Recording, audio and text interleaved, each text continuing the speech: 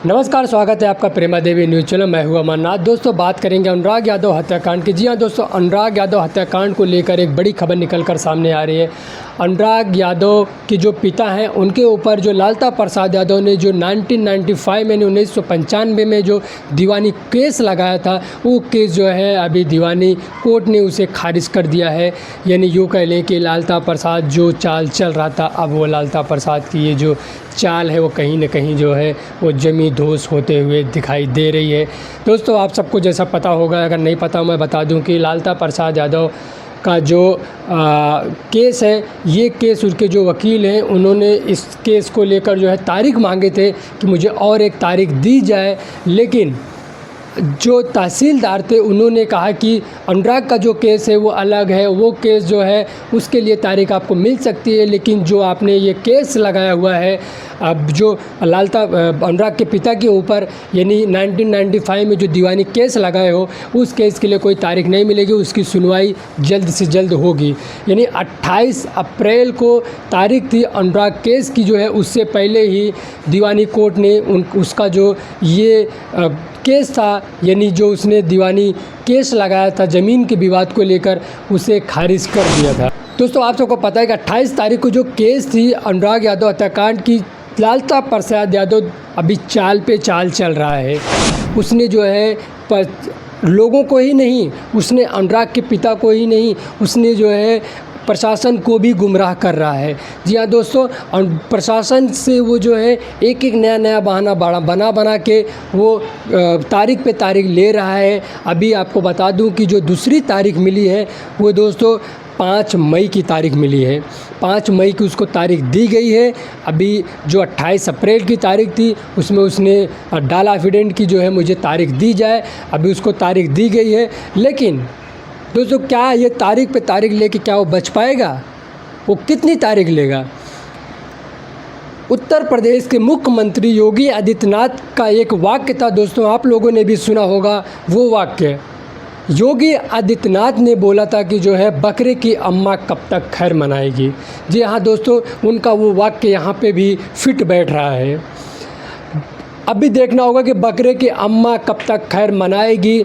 जो लालता प्रसाद यादव है वो कब तक इस तरह से जो है तारीख पे तारीख लेगा।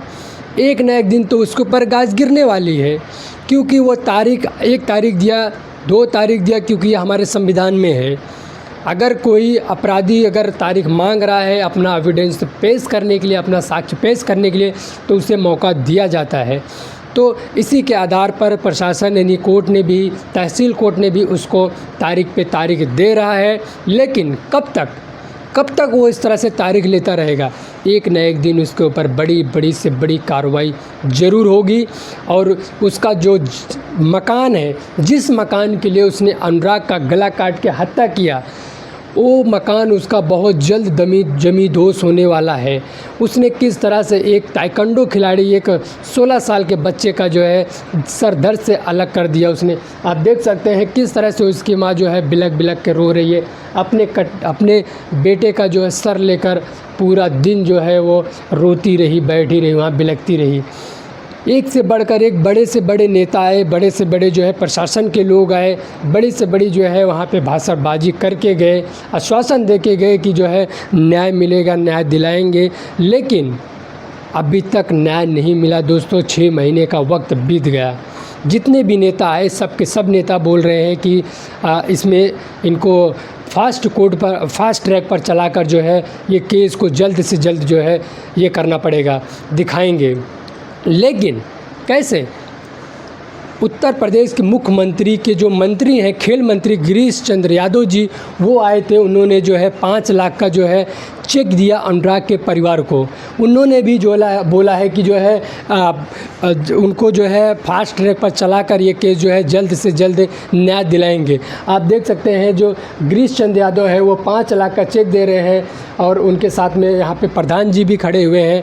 अनुराग की दोनों बहनें हैं और अनुराग के पिता भी यहाँ पे खड़े हुए हैं। तो ये भी अधिकारी हैं, खड़े हुए हैं।